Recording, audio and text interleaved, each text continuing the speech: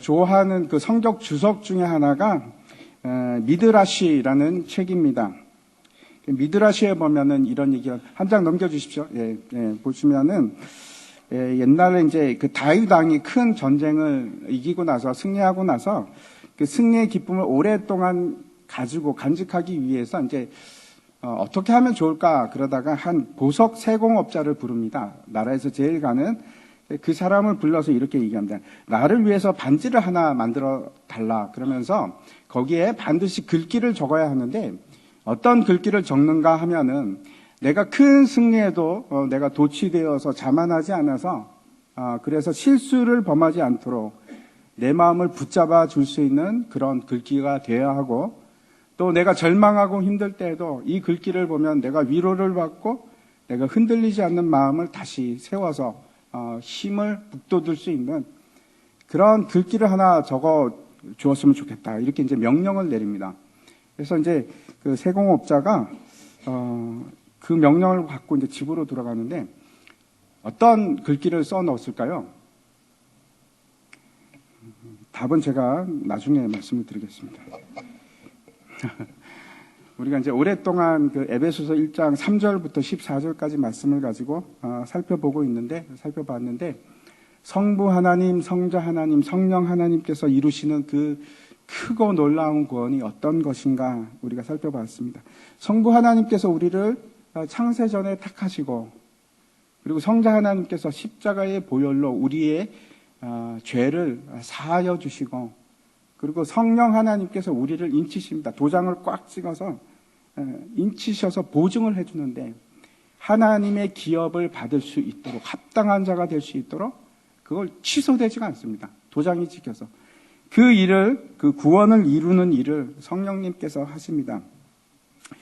이제 사도 바울이 이 3절부터 14절까지 한 문장입니다. 이걸 갖다가 마치 숨을 몰아 참지 않고 그냥 막 그 글을 내려 쓰듯이 그렇게 이제 한 문장으로 길게 내려간 그 내용을 우리가 살펴봤는데 참 놀라운 글입니다. 놀라운 말씀입니다. 성경 안에서 이렇게 가장 놀랍고 장엄하고 위대한 그런 말씀이 인간의 지혜로는 그렇게 쓸 수가 없습니다. 그렇죠? 창세전에 하나님께서 예정하셨다. 인간이 어떻게 알겠습니까? 하나님의 그 성령의 계시를 통해서 그렇게 지혜를 주신 겁니다. 지식을 주신 겁니다. 바울에게. 그 말씀을 이제 우리가 살펴봤는데 15절부터는 그 내용이 이제 바뀌기 시작합니다. 그래서 15절과 16절 우리가 한번 읽어보도록 하겠습니다. 같이 읽겠습니다. 시작. 이로 말미암아 주 예수 안에서 너희 믿음과 모든 성도를 향한 사랑을 나도 듣고 내가 기도할 때에 기억하여 너희로 말미암아 감사하기를 그치지 아니하고 이렇게 말씀하고 있습니다. 먼저 이제 시작이 이로 말미암아 이렇게 합니다. 그 말은 지금까지 그 앞에서 3절부터 시작해서 14절까지의 그 내용, 그 크신 구원의 계획과 그것을 이루고 또 이루어 가시는 그것들과 그리고 또 우리가 그 신령한 복에 참여한 자가 되었는데 그로 말미암아 이런 말씀을 하는 것입니다. 그리고 나서 이제 사도 바울이 가장 먼저 언급하는 것이 뭔가 하면 감사하며 너희를 위하여 기도한다 이렇게 얘기하고 있습니다. 왜 감사하는가? 큰 구원을 받았고 그 신령한 복에 참여한 자가 됐기 때문에 그래서 감사하는 겁니다. 그래서 기독교인을 구별하는 가장 큰 특징 중에 하나가 뭔가 하면 감사하는 것입니다. 세상 어디에도 우리 같은 사람이 없습니다. 이래도 감사하고 저래도 감사하고 심지어는 고통 중에서도 감사합니다. 세상 사람들은 절대 그렇게 하지 않습니다. 어떨 때 기뻐하는가 하면 뭔가 기쁜 일이 있어야지. 그렇죠? 그럴 때 기뻐하는 것이지 항상 기뻐합니까? 세상 사람들이 아니요. 그렇죠. 미친 사람입니다. 그러면. 근데 우리는 감사합니다. 왜 그런가? 우리가 받은 그 신령한 복이 무엇인지 알기 때문에 그래서 그 복이 내가 결국은 참여할 것이고 결국 나에게 주어질 것을 확신하기 때문에 성령 하나님께서 인치셨고 취소될 수 없는 그 놀라운 영광 가운데 내가 임할 것을 분명히 확신하기 때문에 그 어떤 일에도 흔들리지 않고 감사하는 것입니다. 다시 말씀드려서 우리의 삶은 승리가 보장되어 있습니다. 절대 지지 않습니다. 반드시 이깁니다. 그래서 하나님께서 우리에게 명하시는 것이 뭔가 하면 항상 기뻐하라, 쉬지 말고 기도하라, 범사에 감사하라 이렇게 말씀을 하십니다. 어떤 일에는 감사하고 저 일은 감사하지 않고 그런 것이 아니고 모든 일에 범사에 다 감사할 수밖에 없습니다. 하나님의 그 놀라운 구원의 계획을 알고 있기 때문에 사도 바울이 지금 감사함으로 에베소 교회를 위해서 기도한다 이렇게 기도하는데 뭐라고 하느냐면 그치지 않는답니다. 항상 기도한답니다. 여러분 지금 사도 바울이 어떤 상태인지 기억해 보시기 바랍니다. 제가 이제 이 에베소서를 시작할 때 처음 말씀을 드렸는데 사도 바울이 지금 어디에 있습니까? 로마 감옥에 있습니다. 지하 감옥입니다. 근데 그 지하 감옥에 있으면서 뭐라고 하는가 하면 쉬지 않고 내가 기뻐하면서 감사하면서 그리고 너희를 위해서 기도한다. 그렇게 지금 얘기하고 있는 겁니다. 우리가 이제 관심을 가져야 할 것은 사도 바울이 왜 이 에베소 교회를 성도들에 대해서 기뻐하고 감사하고 있는지 더 구체적으로 지금 표현하고 있는 구절입니다. 뭐라고 합니까? 15절에 나와 있습니다. 주 예수 안에서 너희 믿음과 모든 성도를 향한 사랑을 나도 듣고 그렇게 얘기하고 있습니다. 아주 중요한 얘기입니다. 아주 중요한 말씀입니다. 왜 그런가 하면 이 말씀은 우리가 그리스도인이다라고 확실히 보증할 수 있는 기초가 되는 얘기입니다. 제가 이제 다시 말씀드리는데 내가 예수를 믿습니다 하는 것은 내가 그리스도인이다 하는 필요 충분 조건이 되지를 못합니다. 그렇지 않습니다. 그런데 다른 사람이 그러면 만약에 다른 사람이 너는 교회 다니니까 너 그리스도인이잖아, 기독교인이잖아 라고 하는 것도 여러분 내가 그리스도인이라고 불릴 수 있는 충분한 조건이 되지 못합니다. 그리스도인 그러면 이제 한자로 기독교인 똑같은 말인데 그리스도인이라고 불리기 시작한 것은 언제부턴가 하면 1세기 안디옥 교회에서 그렇게 그리스도인이라고 불리기 시작했습니다. 그런데 그 그리스도인이라는 것이 어떤 뜻인가 하면 그리스도를 따르는 사람들 그리고 그리스도에게 속한 사람들이란 의미입니다. 그것이 그리스도인입니다. 그런데 그런 그리스도인이라고 불릴 수 있는 분명한 이유가 어디에 있는가? 주 예수 안에 있는 믿음과 모든 성도를 향한 사랑 때문에 그렇게 불릴 수 있습니다. 두 가지, 믿음과 사랑 때문입니다. 믿음이라는 것이 무엇인가? 다시 우리가 분명하게 한번 짚고 넘어갔으면 좋겠는데 사도 바울이 여기서 그냥 믿음이라고 하지 않고 주 예수 안에서 너희 믿음 이렇게 얘기하고 있습니다. 이것이 이제 첫 번째 그리스도인이 될 수 있는 불릴 수 있는 분명한 기준이 되는데 우리가 무엇을 믿음이라고 할 수 있을까요? 무엇이 믿음입니까? 이 믿음은 나는 하나님을 믿습니다 하는 거하고도 또 다릅니다. 왜 그런가 하면 유대인들도 하나님을 믿는 사람들입니다. 그런데 유대인들은 예수님을 믿지 않습니다. 그런 사람들이 참 많이 있습니다. 이단들도 하나님을 믿습니다. 그런데 예수님을 믿으십니까? 그러면은 다른 얘기가 됩니다. 우리 근처에도 하나님의 교회라고 있습니다. 그 사람들 똑같습니다. 예수님을 믿으십니까? 그러면은 주저하게 될 수밖에 없습니다. 제가 이제 며칠 전에 이제 교육을 받다가 이런 얘기를 들었습니다. 한 자매가 있는데 이분이 미국에서 태어나서 모태신앙입니다. 모태신앙인데 이제 한국으로 와서 살고 있는데 그 전도사님과 이제 상담을 한 겁니다. 상담을 하다가 전도사님이 얘기를 자꾸 들어보니까 뭔가 이상한 겁니다. 뭔가 이상해서 그 전도사님이 이제 돌직구 질문을 했습니다. 자매님, 예수 믿으십니까? 모태신앙인데. 그랬더니 그 자매가 뭐라고 하는가 하면 나는 하나님을 믿는데 예수는 안 믿습니다. 그렇게 얘기했다는 겁니다.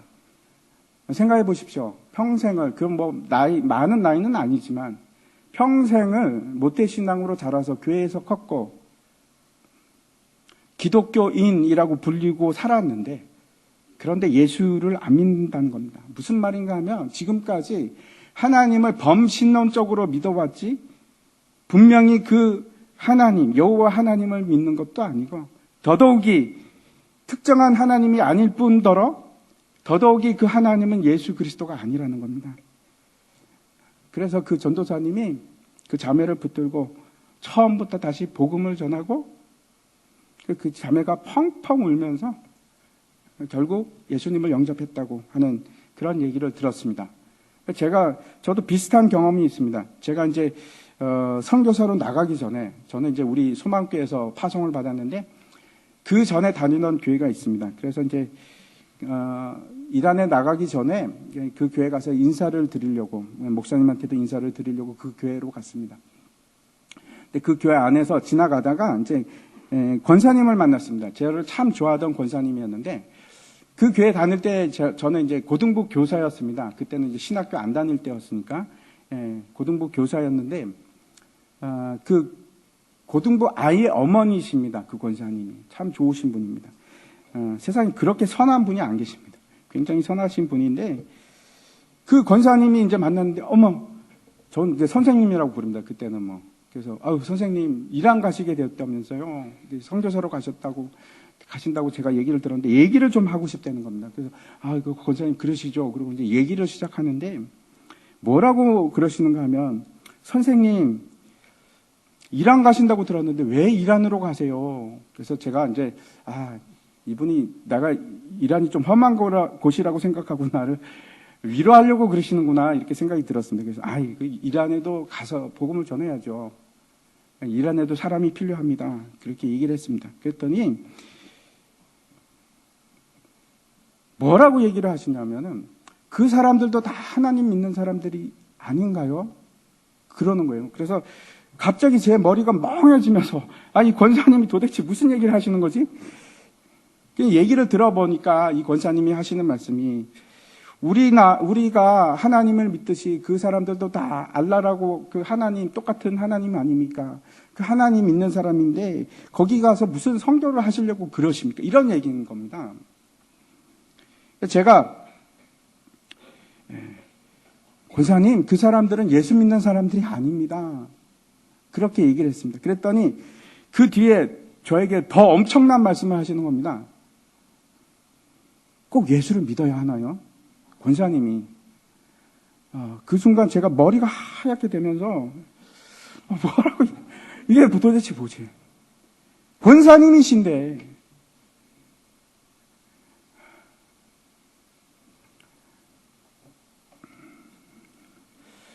꼭 예수를 믿어야 하나요? 하나님만 믿으면 안 되나요? 그러시는 겁니다. 제가 너무 놀라고 당황해서 아닙니다, 권사님. 예수 믿지 않으면 구원받지 못합니다. 그리고 나서 뭐 얘기를 해야 될 것 같은데 막 너무 놀라가지고 더 이상 얘기를 하기가 힘들 정도로 그렇게 제가 충격을 받았습니다. 그래서 간단하게 제가 예수 믿으셔야 합니다. 그렇게 말씀을 드렸는데 혹시나 여기도 그런 분이 계실지 몰라서 말씀드립니다. 예수님 믿지 않으면 구원받지 못합니다. 예수 그리스도 피가 아니면 우리 죄를 사할 수 있는 방법이 없습니다. 예수 믿으셔야 합니다. 그러면 그 예수 그리스도의 피로 우리가 구원을 받는다는 그 믿음은 그거는 도대체 어떤 믿음일까요? 생각해 보시기 바랍니다. 그거 나는 잘 아는데 나도 예수님께서 십자가에 죽으시고 부활하셔서 내 죄가 사함을 받는 거 저도 잘 알고 있습니다. 하는 것이 전부인가 하는 말씀을 제가 드리는 겁니다. 이 믿음은 아는 것으로 그치는 것이 아니고 주 예수 안에서 믿음을 가진다는 것은 이제 주 예수 안에서 모든 것을 바라보기 시작하는 것이고 주 예수님을 전적으로 신뢰하는 것을 말합니다. 내가 한 20%만 신뢰하는 거 그런 거 아니고요. 내가 90%만 신뢰하는 거 그런 거 아니고 100% 다 예수님을 신뢰하면서 살아가는 삶, 그걸 믿음이라고 합니다. 우리가 흔히 믿음과 혼돈하는 것이 열심입니다. 열심히 기도하고 열심히 교회 나가고 열심히 말씀도 보고 그러면 우리가 뭐라고 합니까? 저분 참 믿음이 좋아. 라고 생각을 합니다. 그렇다고 해서 그 열심을 우리가 믿음이라고 하지 않습니다.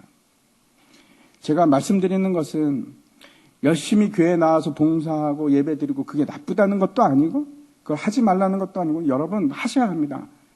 예배 나오셔야 하고 봉사하십시오. 그게 지극히 당연한 일입니다.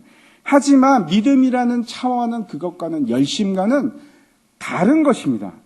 전혀 다른 것입니다. 다시 말씀드려서 믿음이 없이도 얼마든지 봉사할 수 있고 믿음이 없이도 얼마든지 예배 드릴 수 있습니다. 그 자리에 참석할 수 있습니다. 그 권사님이 그랬습니다. 저는 속았습니다. 그 권사님이 얼마나 교회에 열심히 나오시는 분인지 모릅니다. 교회의 여러 가지 일들 다 봉사하시는 분이었습니다. 근데 예수를 안 믿습니다.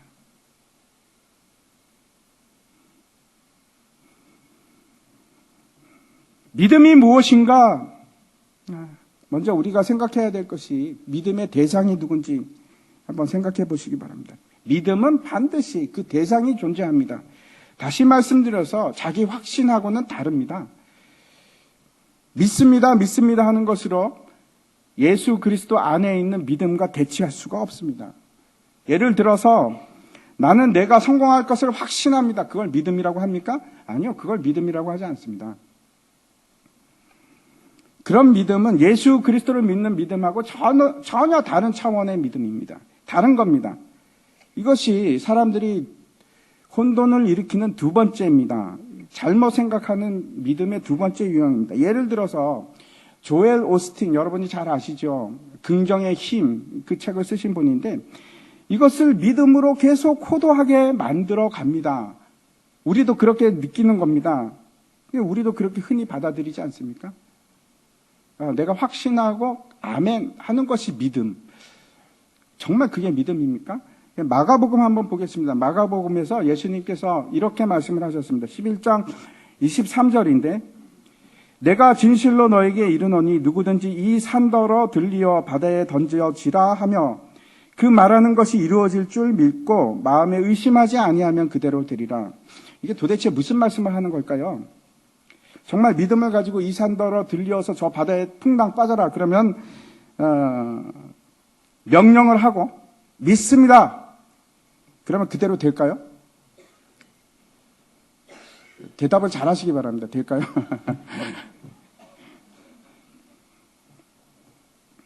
제가 이제 말씀드린 마가복음 얘기할 때 말씀드린 적이 있는데 제가 아는 그 서산에 있는 굉장히 큰 교회 목사님이십니다.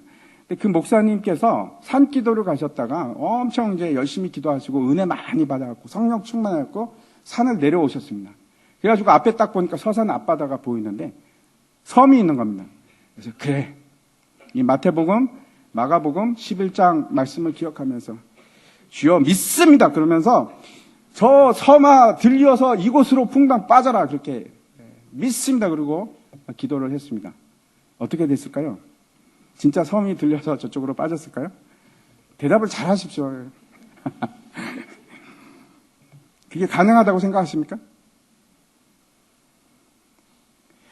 물론 섬은 그 자리에 그대로 있었습니다. 여기에 대해서 제가 두 가지로 말씀드리겠습니다. 첫 번째, 그런 것을 우리가 말하는 예수 그리스도 안에 있는 믿음이라고 얘기하지 않습니다. 두 번째, 그것은 가능한가? 어떻게 생각하십니까?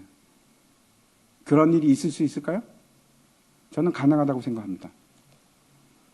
실제로 그런 일이 있을 수 있다고 생각합니다. 예를 들어서 여러분이 계속 무언가를 원하고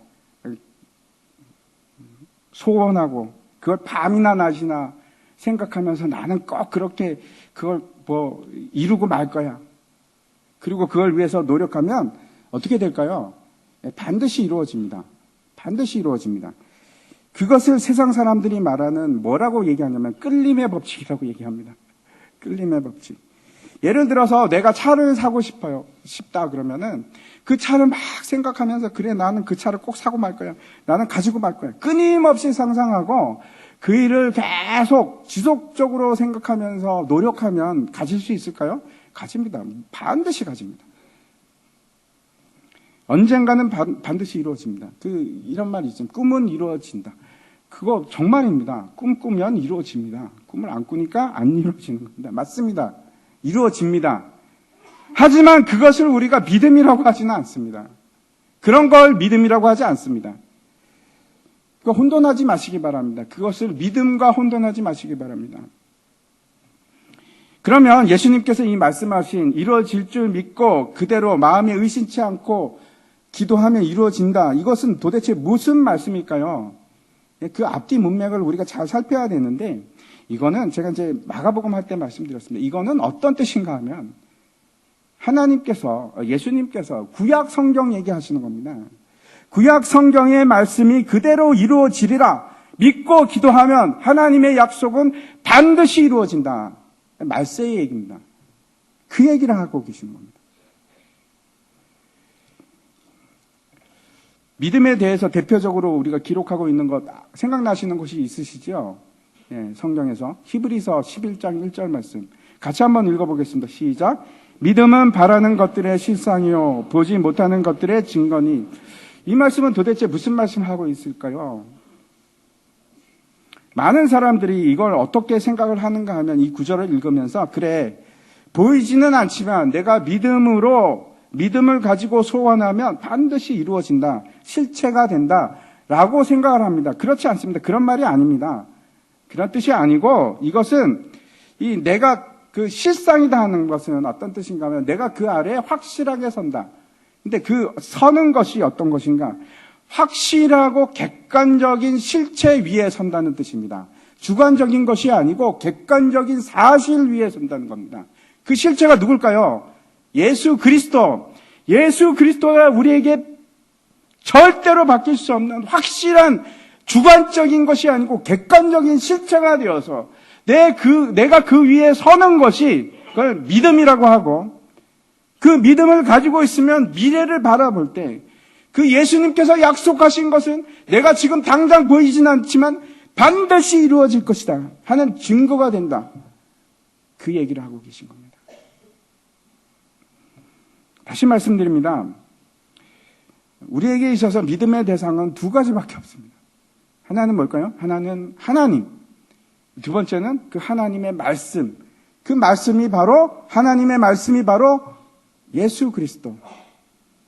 성경 말씀, 이것이 예수 그리스도께서 하신 말씀이고, 이 자체가 예수 그리스도십니다. 그거 외에는 우리에게 있어서 믿음의 대상이 없습니다. 다른 것을 우리가 우리의 믿음의 대상으로 절대로 놓지 않습니다.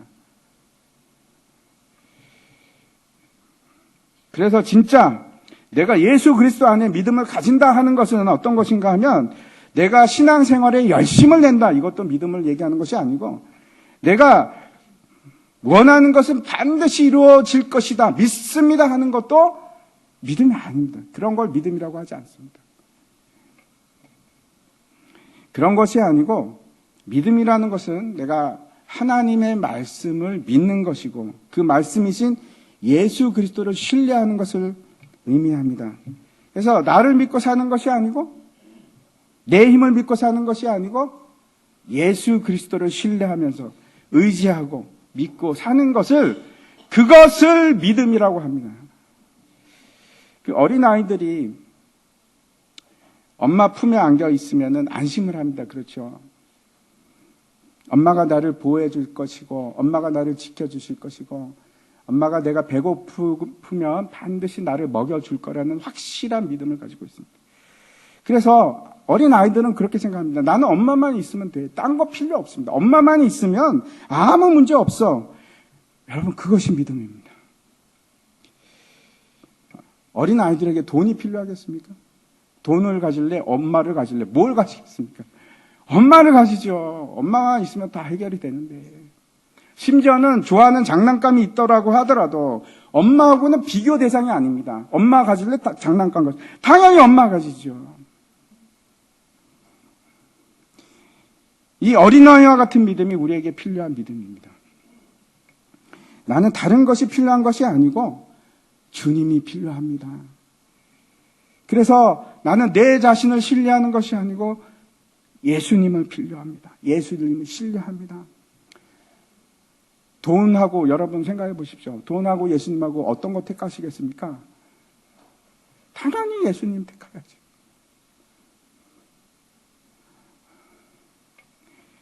나는 주님을 소망합니다. 예수님이 내게 필요한 모든 것을 다 공급해 주시는데 뭐가 중요합니까? 뭘 신뢰하시겠습니까? 제가 그런 말을 여러 번 들었습니다. 여러 번 듣습니다. 예수도 중요하지요. 그런데 목사님, 돈이 중요합니다. 돈이 없이 어떻게 삽니까? 제가 다시 말씀드립니다. 여전히 우리에게 예수 그리스도에 대한 믿음이 없기 때문에 그런 말을 하는 겁니다. 믿음이 없어서 그런 겁니다. 정말 예수님이 내 주인 되고 예수님이 내 목자라면, 그렇게 믿으시면 다른 게 뭐가 필요합니까?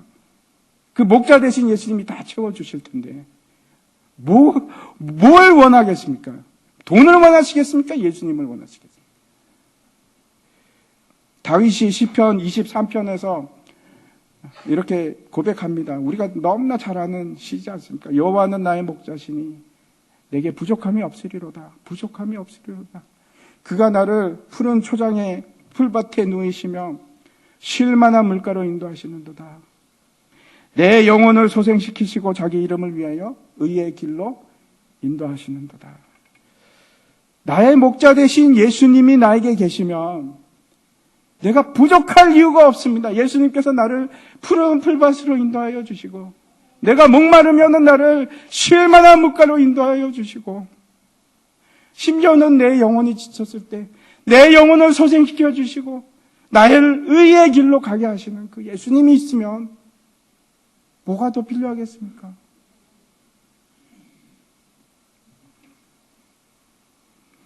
여러분, 여전히 예수님 한 분으로 만족하지 못한다고 생각하십니까? 예수님만으로는 내가 부족할 거라고 생각하십니까? 내가 예수님을 내 주인으로 삼는 순간, 내가 예수님을 내 목자로 삼는 순간 부족한 게 사라집니다. 두려움도 사라집니다.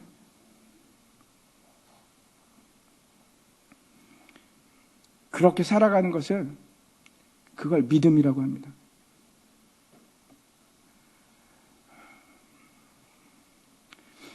두 번째, 우리가 예수 그리스도의 사람이라는 것, 이 그리스도인이라는 것을 확증하는 것이 있습니다. 그것이 뭔가 하면 다시 오늘 본문 말씀 15절 말씀 한번 보겠습니다. 같이 한번 읽겠습니다. 시작.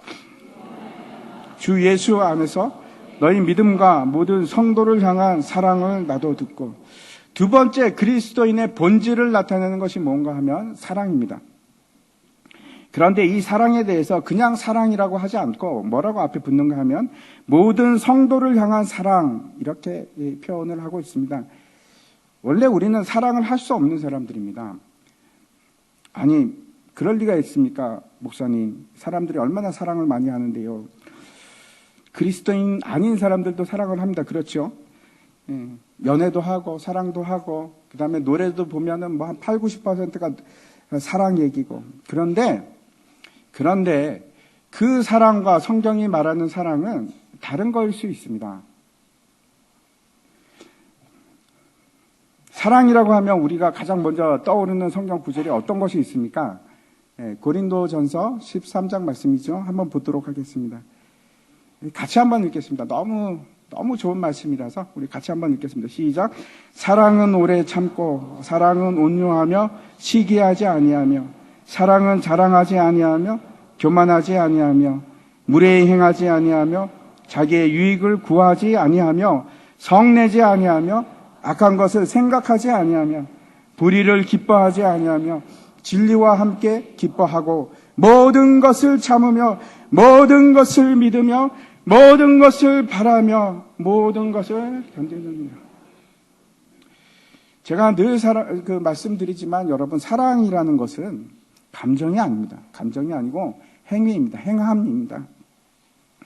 행하지 않는 것을 우리가 사랑이라고 하지 않습니다. 여기 한번 보십시오. 잘 보시기 바랍니다. 여기에 어떻게 사랑은 기쁜 마음이고 사랑은 달콤한 마음이고 사랑은 못 보면은 막 보고 싶고 죽을 것 같은 그런 마음이고, 그런 식으로 표현하지 않습니다.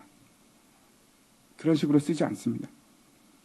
모든 문장이 다 행함으로 표현하고 있습니다.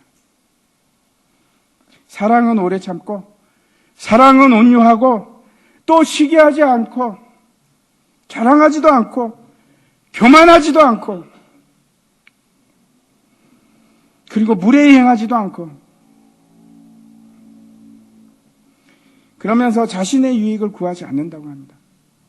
반대로 제가 말씀드리면, 사랑은 내 유익을 구하는 것이 아닙니다. 내 유익을 구하는 것을 사랑이라고 하지 않습니다. 세상 사랑이 내 유익을 구하는 것입니다. 사람들이 왜 사랑할까요? 나를 위해서 사랑합니다. 나를 기쁘게 하기 위해서 사랑합니다. 그래서 모든 것이 내 위주입니다. 내가 유익을 구하려고 하는 것이 아니고 내가 유익을 받기 위해서 사랑을 합니다. 그것이 세상 사람들이 말하는 사랑입니다. 다른 겁니다. 이 사랑은 다른 겁니다.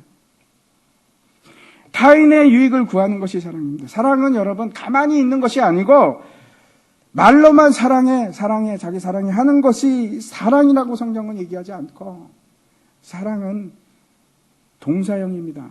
움직이는 겁니다. 내가 너에게 아무것도 안 하지만 사랑해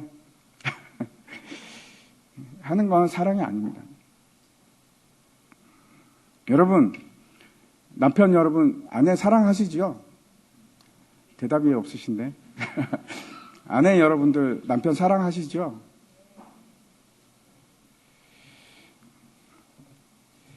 그러면 여러분, 행함이 있어야 됩니다. 아니, 뭘 사랑해. 어쩔 수 없는 거 사는 거지. 저 왼수하고 그냥 삽니다, 목사님. 그러시면 안 됩니다. 그거 예수 안 믿는 사람들이 하는 겁니다. 내가 여전히 그런 마음이 여러분 속에 있으면 여러분 예수 믿는 사람이 아닙니다. 예수 믿는 사람이 아닙니다.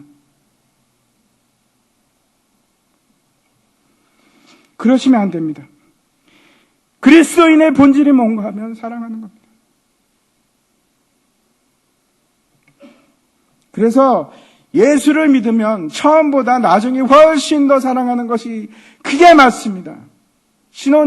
첫 신혼 때보다 지금 더 사랑하고 계십니까? 예수 믿는 사람입니다. 남편을 옛날보다 훨씬 더 사랑하십니까? 그때는 사랑했는데 지금은 아닌 것 같아요. 회개하셔야 됩니다. 저는 자신 있게 얘기할 수 있습니다. 더 사랑합니다.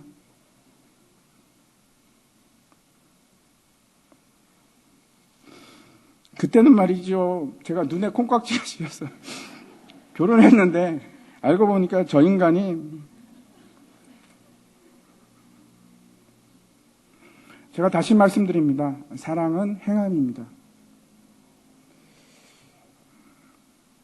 여러분의 감정하고 상관이 없습니다.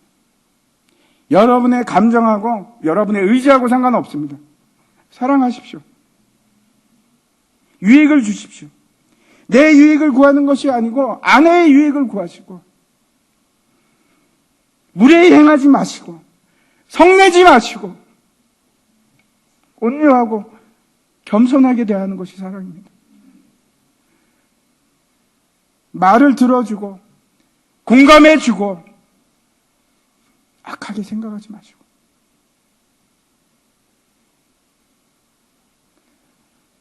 그것이 사랑입니다.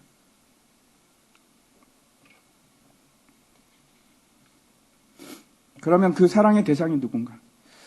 오늘 본문에 보면은 뭐라고 말씀하고 있냐면 모든 성도를 향한 사랑, 이렇게 말씀하고 있습니다. 그냥 나랑 쟤랑 저 집사님 나랑 친해서 나랑 뭐 코드가 맞는 것 같아, 잘 맞는 것 같아, 그래서 사랑하는 것이 아니고 모든 성도, 그렇게 기록하고 있습니다. 저 사람은 나랑 왠지 안 맞는 것 같아, 끊어야겠어, 이러지 마십시오. 그건 사랑이 아닙니다. 그리스도인이 아닙니다.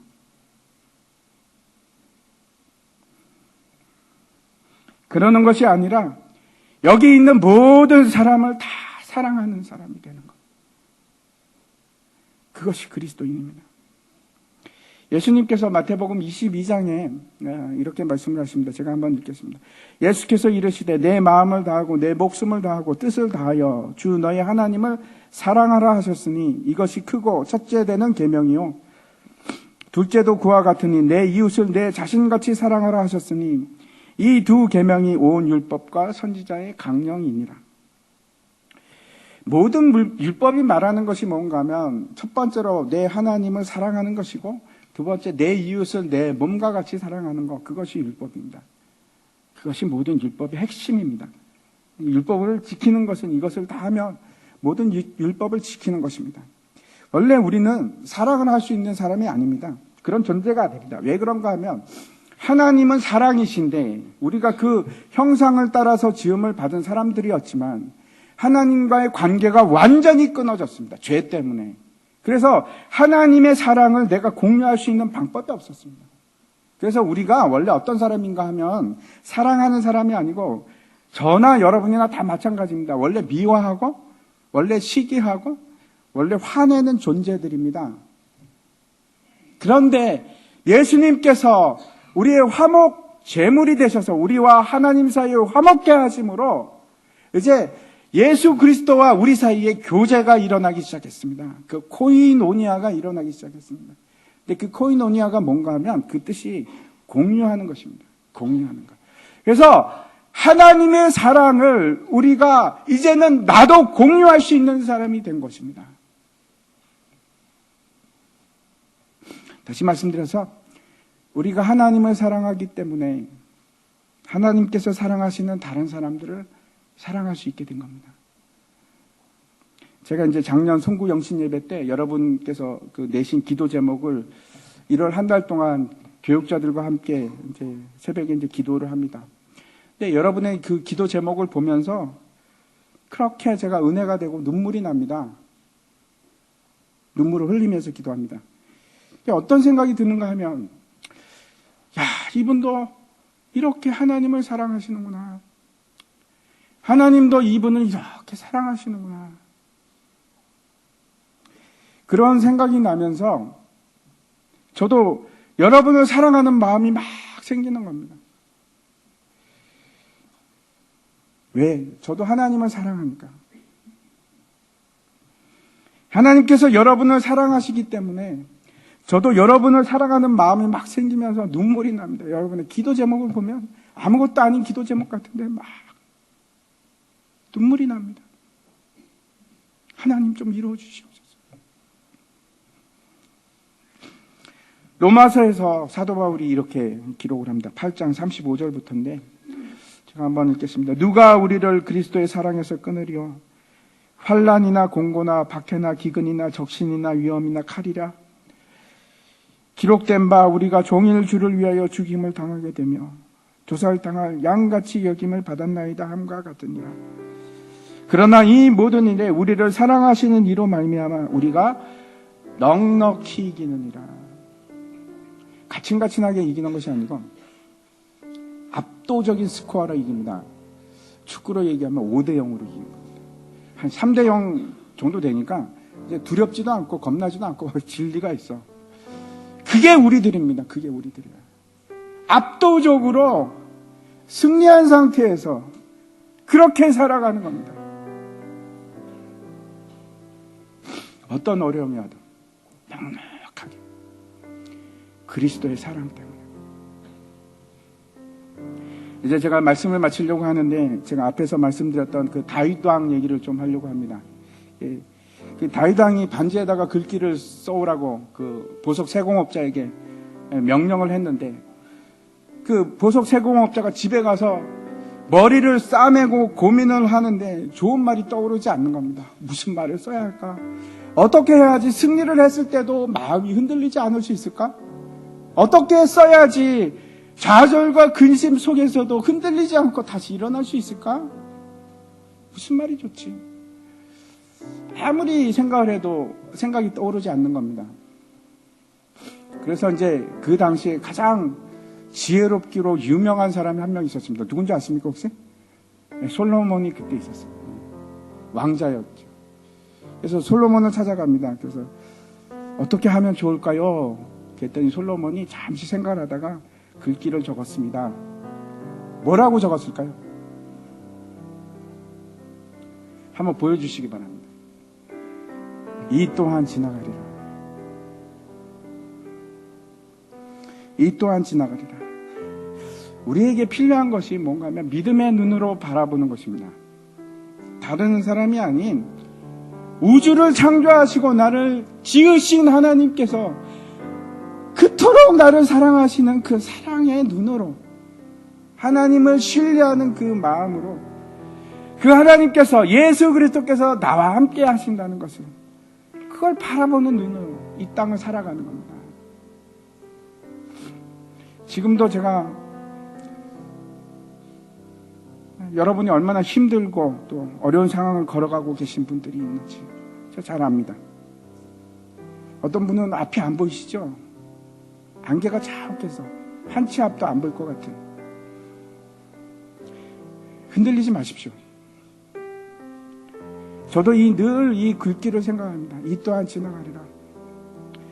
이 일도 좀 지나면 다 사라질 거야. 지나갈 거야. 그때까지 버티자.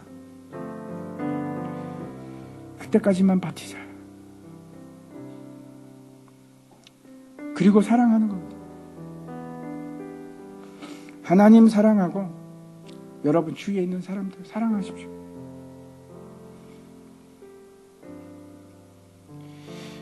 미워해도 유익을 주십시오. 원수가 줄일 때 배부르게 하고, 원수가 목마를 때 마실 물을 주는 것이, 그걸 사랑이라고 합니다.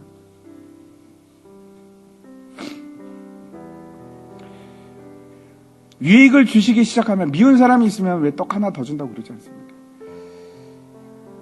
유익을 주십시오. 섬기십시오. 저도 잘 안 됩니다. 근데 하십시오. 사랑은 감정이 아니고 행위입니다. 그렇게 하는 겁니다. 그때 그렇게 내가 행함을 하기 시작하면 하나님께서 내 마음을 사랑의 마음으로 바꿔가시기 시작합니다. 믿음의 눈을 들어서 주를 바라보시고, 그리고 섬기는 삶을 사는 겁니다. 그것이 예수 믿는 사람들입니다. 그것이 그리스도인들입니다. 다 함께 일어나셔서 우리